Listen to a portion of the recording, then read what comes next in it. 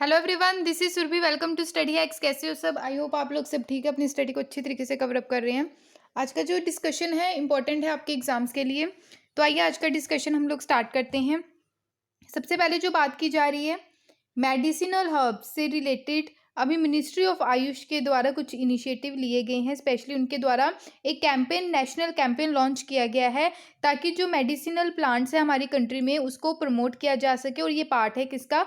आज़ादी का, जो अमृत महोत्सव हम सेलिब्रेट कर रहे हैं, यानी कि हम आज़ादी की 75th जो एनिवर्सरी है वो सेलिब्रेट कर रहे हैं, उसको आज़ादी का अमृत महोत्सव बोला जा रहा है। अभी नेशनल मेडिसिनल प्लांट बोर्ड और मिनिस्ट्री ऑफ आयुष जो है उनके साथ मिलकर नेशनल कैंपेन को लॉन्च किया गया है। ठीक है। हर्ब्स जो मेडिसिनल जो हर्ब्स है उसमें बाले आ जाएगा, एलोवेरा जो काफ़ी ज़्यादा यूज़ किया जाता है, लोग जो है वो एलोवेरा का जूस भी पीते हैं। ठीक है। टर्मिक जो हल्दी जो है वो काफ़ी ज़्यादा इंपॉर्टेंट, अगर कोई चोट वगैरह लग जाए तो हल्दी पाउडर में जो ऑयल रहता है ना, ठीक है, सरसों का जो तेल है उसके साथ मिला के अगर कहीं लगी हो हमारे चोट वगैरह तो वहाँ पे हम इसका यूज़ करते हैं। ठीक है। बोसवेला, सुपर एल्म, लिकोराइस, ठीक है, एग्रीकस, ये सारे जो हैं ये मेडिसिनल ट्रीटमेंट के लिए, ये मेडिसिनल प्लांट्स हैं, हर्ब्स हैं जो ट्रीटमेंट के लिए यूज़ किए जाते हैं। इन प्लांट्स को हम कैसे प्रमोट कर सकते हैं हमारी कंट्री में, बेसिकली इसके बारे में ही इस आर्टिकल में बात की जा रही है। ठीक है। तो इस कैंपेन के अंडर अगर हम बात करें तो टोटल 75,000 हेक्टेयर जो एरिया है वहाँ पे मेडिसिनल प्लांट्स की खेती की जाएगी, कल्टीवेशन किया जाएगा नेक्स्ट 1 ईयर तक अक्रॉस कंट्री में। प्रोग्राम जो है ये इंपॉर्टेंट है। ये प्रोग्राम जो स्टार्ट किया गया है सबसे पहले सहारनपुर उत्तर प्रदेश और पुणे महाराष्ट्र से इसकी स्टार्टिंग की गई है। ठीक है। ये प्रोग्राम जो है ये सेकंड सीरीज़ है इस प्रोग्राम की, जो ऑर्गेनाइज करवाई गई है मिनिस्ट्री ऑफ आयुष के द्वारा। देखो आयुष की फुल फॉर्म भी जो है ये एग्जाम में पूछी गई है। ए से आपका आ जाएगा आयुर्वेदा, वाई से योगा, यूनानी, सिद्धा, होम्योपैथी। ठीक है। तो ये इसकी आयुष की फुल फॉर्म आपको याद होनी चाहिए। मिनिस्ट्री ऑफ आयुष कौन है आज के टाइम में, ये भी एक बार जाके देखिएगा ज़रूर। ठीक है। तो अंडर आज़ादी का अमृत महोत्सव के अंडर ये कैंपेन को लॉन्च किया गया है। लास्ट 1.5 ईयर्स की अगर हम बात करें, यानी कि 1.5 साल की अगर हम बात करें, तो मार्केट में जो मेडिसिनल जो प्लांट्स है उनकी जो प्रोडक्टिविटी है वो इंक्रीज हुई है। ठीक है। काफ़ी बड़े पैमाने में, सिर्फ इंडिया में नहीं ऑल ओवर वर्ल्ड में भी। क्लियर। रीज़न क्या है कि अश्वगंधा जो है, जैसे ये आयुर्वेदा है, ठीक है, ये थर्ड बेस्ट सेलिंग प्रोडक्ट है अमेरिका में। ठीक है। तो अमेरिका में सबसे ज़्यादा सेलिंग प्रोडक्ट है अश्वगंधा जो मेडिसिनल जो प्लांट्स है। ठीक है। तो इसकी जो है एक्सपोर्ट जो है हम अनदर कंट्री में कर सकते हैं, ताकि जो फार्मर्स हैं उनके ऊपर जो उनकी जो इनकम है वो भी जनरेट हो सके। ठीक है। आई होप आपको इतनी चीज़ क्लियर हुई होगी। नेक्स्ट है, काफ़ी ज़्यादा इंपॉर्टेंट है, एक हाइड्रो पावर कॉरपोरेशन लिमिटेड के बारे में बात हो रही है। National hydro electric power corporation limited जो है इंडिजीनियसली रिनोवेटेड और मॉडर्नाइज किया जा रहा है 180 मेगावाट का जो बायरा सेओल पावर स्टेशन है। ठीक है। और कमेंस किया जाए इसको कमर्शियल ऑपरेशन के लिए, कहाँ पे? चंबा, हिमाचल प्रदेश में। ठीक है। तो आपको याद रखना है बायरा सेओल पावर स्टेशन कहाँ पे है, ये हिमाचल प्रदेश में है। ठीक है। हिमाचल प्रदेश का जो चंबा वाला रीजन है। अगर बात करें जो बायरा सियोल पावर स्टेशन जो है national hydro electric power corporation का, ये फर्स्ट पावर स्टेशन है जो किसके अंडर है? कमर्शियल ऑपरेशन के अंडर है। 1 अप्रैल 1982 से ये पिक्चर में आया। ठीक है। तो यूजफुल लाइफ जो है, यानी कि इसको इसको कंप्लीट करने के 35 ईयर्स लगे। लाइफ जो है इसके आसपास जो बायरा सियोल पावर स्टेशन जो एक्सटेंड किया जा रहा है इसको अनदर 25 ईयर्स के लिए। ठीक है। नेक्स्ट है, काफ़ी ज़्यादा इंपॉर्टेंट है, प्रगति। अभी प्रगति से रिलेटेड जो मीटिंग देखने को मिली, जो चेयर की गई हमारे honourable prime minister of India Shri Narendra Modi ji के द्वारा। प्रगति की आपको फुल फॉर्म पहले पता होनी चाहिए, प्रोएक्टिव गवर्नेंस। ठीक है। जो गवर्नेंस है वो किस एरिया में कैसे एक्टिवली काम कर रही है, टाइमली इम्प्लीमेंटेशन, यानी कि जो चीज़ें हैं, जो लॉज है वो टाइम पे, जो स्कीम्स है वो इम्प्लीमेंट हो रही हैं या नहीं। ठीक है। तो प्रगति की फुल फॉर्म आपको ऐसे पता होनी चाहिए। ठीक है। तो अभी 37th एडिशन जो है अभी recently prime minister of India के द्वारा चेयर किया गया है। ठीक है। जो इंफॉर्मेशन और communication technology based multi modal platform है, इसमें इन्वॉल्व है सेंट्रल और स्टेट गवर्नमेंट, इसमें इन्वॉल्व रही इस मीटिंग में। प्राइम मिनिस्टर के द्वारा रिव्यू किया गया जो वेरियस प्रोजेक्ट हैं, जैसे 1,26,000 करोड़ के one nation one ration card scheme जो इसके साथ देखने को मिली। ठीक है, तो one nation one card scheme का मतलब क्या रहता है, अगर कोई माइग्रेंट वर्कर है, जैसे बिहार से वो कहाँ पे जा रहा है, बिहार से आप देख सकते हैं, बिहार से वो महाराष्ट्र जा रहा है। ठीक है, तो उसका जो राशन कार्ड है वो महाराष्ट्र में भी अब लगेगा, उसके थ्रू भी उसको जो फूड वगैरह, जो ग्रेन्स वगैरह मिलते हैं, आटा दाल जो मिलते हैं, उसके द्वारा भी इसको मिल सकता है, ताकि इसको अलग राशन कार्ड अलग स्टेट में ना बनाना पड़े, इसलिए one nation one ration card scheme का इम्प्लीमेंटेशन किया गया। अगर इस स्कीम की बात करें, प्रोवाइड करवाता है ये सब्सिडाइज फूड ग्रेन जो माइग्रेंट वर्कर्स रहते हैं, स्पेशली माइग्रेंट वर्कर उनकी फैमिलीज के लिए, एनी फेयर प्राइस शॉप से। हमारी कंट्री में ये किसके अंडर ये स्कीम को रखा गया है, नेशनल फूड सिक्योरिटी एक्ट 2013 के अंडर। लॉन्च इसको कब किया गया, 2015 में। डिज़ाइन किसके द्वारा किया गया, by prime minister's office, team थी उनकी। ठीक है, तो हेल्प करेगी नेशनल इंफॉर्मेटिक्स सेंटर के द्वारा इसमें हेल्प की गई। ठीक है, अगर बात करें पीएम जो है, प्राइम मिनिस्टर ऑफ इंडिया जो है, इनके द्वारा डिस्कस किए गए जो वेरियस इश्यूज देखने को मिले, सेंट्रल और स्टेट ऑफिशियल फुल इंफॉर्मेशन ली गई। ठीक है, ग्राउंड लेवल सिचुएशन के बारे में इनके द्वारा जाना गया। प्रगति जो है ये प्लेटफॉर्म है, यूनिक है, ये बंडल्स लेटर टेक्नोलॉजी देखने को मिलती है, जैसे डिजिटल डाटा मैनेजमेंट हो गया, वीडियो कॉन्फ्रेंसिंग होगी, जियो स्पेशल टेक्नोलॉजी होगी। 3 टायर सिस्टम देखने को मिलता है, prime minister office, union government secretaries और चीफ सेक्रेटरीज जो हैं स्टेट्स के। ऑब्जेक्टिव क्या है, ग्रीवियंस रीड्रेसल करना, प्रोग्राम जो है कैसे इम्प्लीमेंट हो रहा है, जो प्रोजेक्ट है जो इम्प्लीमेंट हो चुके हैं उनका सर्वे करना, उनकी मॉनिटरिंग करना।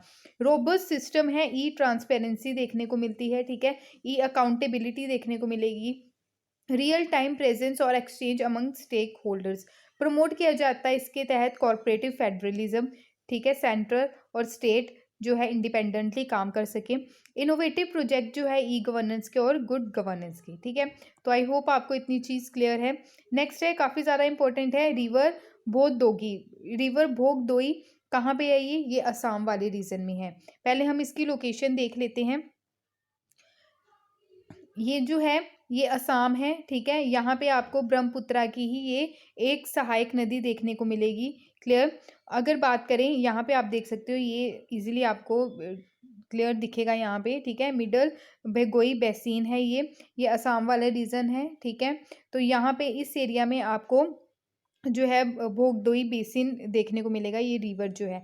क्लियर, तो बात करते हैं ये अभी न्यूज़ में क्यों है, क्योंकि रैम्पेट कोल माइनिंग जो है नागालैंड में, नागालैंड से वेस्ट जो डिस्चार्ज हो रहा है, स्पेशली जो टी ई स्टेट का इंक्रोचमेंट किया जा रहा है, वाटर को पोल्यूट किया जा रहा है। ठीक है, इस रिवर में भोगदोई रिवर जो है ये काफ़ी पोल्यूटेड देखने को मिली इस वजह से असम में। ठीक है, 2019 में ministry of environment forest and climate change के द्वारा डिक्लेयर किया गया था ऑलरेडी, भोगदोई जो है ये मोस्ट पोल्यूटेड रिवर है असम में। ठीक है, तो 351st among the polluted reverse in the country. ठीक है, हमारी कंट्री में 351 पोल्यूटेड रिवर्स है कंट्री में, उसमें से एक ये है रिवर भोगदोई। ठीक है, ओरिजिनेट कहाँ से होती है, ये नागालैंड से होती है। मोको चुंग जो है नागालैंड से ये ओरिजिनेट होती है। इसको सुजेंग्योंग नुल्हा भी बोला जाता है। साउथ बैंक ट्रिब्यूटरी है ये रिवर ब्रह्मपुत्रा की। अगर रिवर ब्रह्मपुत्रा की अगर हम बात करें तो ये ओरिजिनेट कहाँ से होती है, ये तिब्बत वाले रीजन से ओरिजिनेट होती है। ठीक है, तो तिब्बत वाले रीजन में इसको सांगपो या यालंग जेंगबो भी बोला जाता है। क्लियर, फिर ये कहाँ पे एंटर करती है, ये अरुणाचल प्रदेश में एंटर करती है। अरुणाचल प्रदेश में एंटर करते ही इसको ब्रह्मपुत्रा रिवर से जाना जाता है।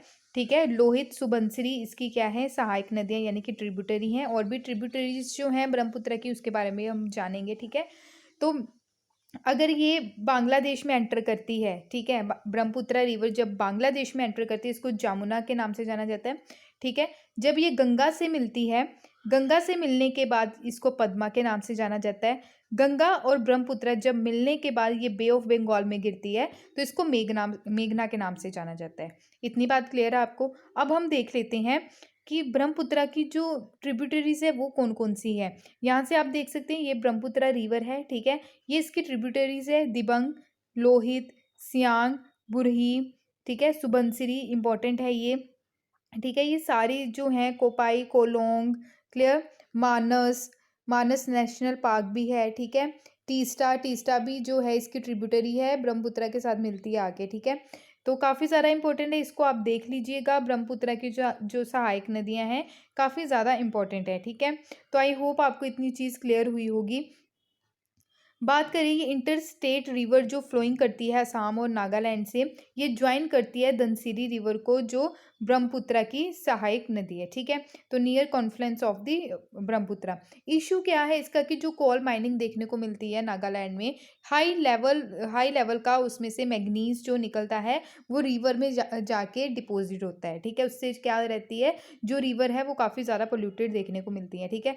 तो रिवर पोल्यूट होगी, वहाँ पे जो फिशीज़ हैं और भी स्पीसीज़ हैं जो एनिमल्स की, वो भी उनकी भी लाइफ को खतरा हो जाता है, ठीक है। केमिकल वेस्ट जो है स्पेशली जो टी गार्डन का, ठीक है, रिवर पॉइजनिंग करता है, पोल्यूट करता है उसको। ड्रेनेज सिस्टम जो है स्पेशली जो इंडस्ट्रीज़ का, रेजिडेंशियल वेस्टेज का, जैसे घरों का जो पानी रहता है गंदा पानी, वो भी रिवर्स में जाता है। ड्रेन वहाँ पे देखने को मिलता है इसका, ठीक है। तो रिवर जो है वो काफ़ी ज़्यादा सिल्टेड हो जाती है, कैपेसिटी मतलब उसकी जो कैरी करने की है वो कम हो जाती है।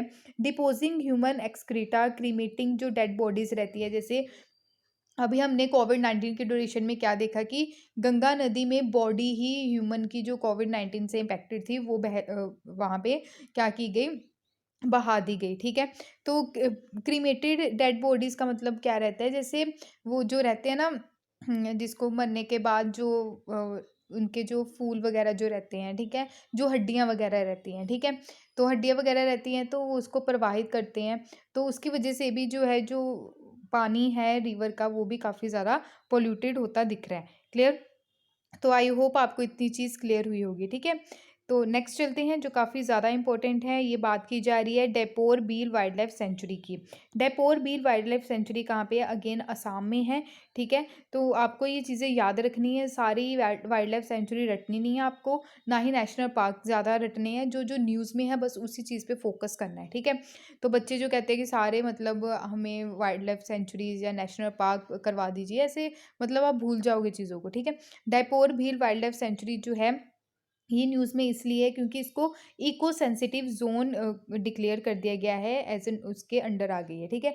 Ministry of environment forest and climate change की अगर बात करें, इनके द्वारा नोटिफाई किया गया है कि इकोनॉमिक्स इको सेंसिटिव जो जोन है डायपोर भील वाइल्ड लाइफ सेंचुरी, ठीक है। तो अर्लियर काजीरंगा नेशनल पार्क जो है ये फर्स्ट था हमारी कंट्री में जहाँ पे सैटेलाइट फ़ोन यूज़ किया गया, ये भी हम लोगों ने पहले पढ़ा था, ठीक है।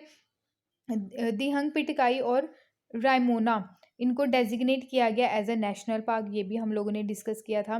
बात करते हैं अब डायबोर बील की, ये one of the largest fresh water lakes यहाँ पे पाई जाती है, ठीक है, डायबोर भील में, ठीक है। स्टेट्स ओनली जो है ये रामसर साइड है, ठीक है। इंपॉर्टेंट बर्ड एरिया है, बर्ड लाइफ इंटरनेशनल लोकेटेड है ये south west of Guwahati city Assam में।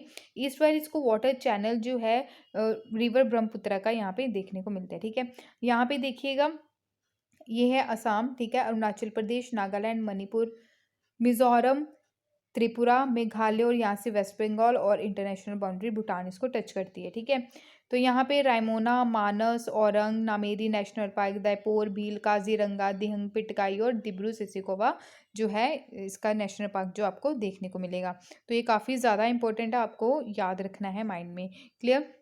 बात करते हैं इको सेंसिटिव जोन्स की। इको सेंसिटिव जोन क्या रहता है, वो इकोलॉजिकली काफ़ी ज़्यादा वीक एरिया होता है, वहाँ पे माइनिंग वगैरह, वहाँ पे डेवलपमेंट वगैरह हम नहीं कर सकते हैं, ठीक है। तो काफ़ी ज़्यादा इकोलॉजिकल फ्रिजाइल एरिया है with in 10 kilometre around the protected areas, national park and wild life sanctuary. अगर इको सेंसिटिव जोन्स की अगर बात करें तो ये कौन डिक्लेयर करता है, ये नोटिफाई किया जाता है ministry of environment forest and climate change के द्वारा, गवर्नमेंट ऑफ इंडिया के अंडर आता है ये, ठीक है। तो अंडर इन्वायरमेंट प्रोटेक्शन एक्ट 1986 के अंडर इसको रखा जाता है। एम क्या है कि कैसे हमने रेगुलेट करना है जो एक्टिविटीज़ रहती हैं अराउंड नेशनल पार्क के, स्पेशली वाइल्ड लाइफ सेंचुरी के, कैसे हम जो नेगेटिव इम्पैक्ट पड़ता है इसका, जो चीज़ें जो की जाती हैं, ठीक है, उसको कैसे हम मिनिमाइज कर सकते हैं। ठीक है, तो आई होप आपको ये क्लियर हुआ होगा कि इको सेंसिटिव जोन जो है वो क्या है, किस पर्पज़ से और किसके द्वारा ये नोटिफाई किया जाता है। ठीक है, तो आई होप आपको ये सारी चीज़ क्लियर हुई होगी। ये थे आज के important current affairs. Telegram join join कर सकते हैं आप, क्योंकि टेलीग्राम पे आपको पीडीएफ वहाँ पे प्रोवाइड करवा दी जाती है। इंस्टाग्राम पे भी आप फॉलो कर सकते हैं। Thank you for watching my video. जय हिंद।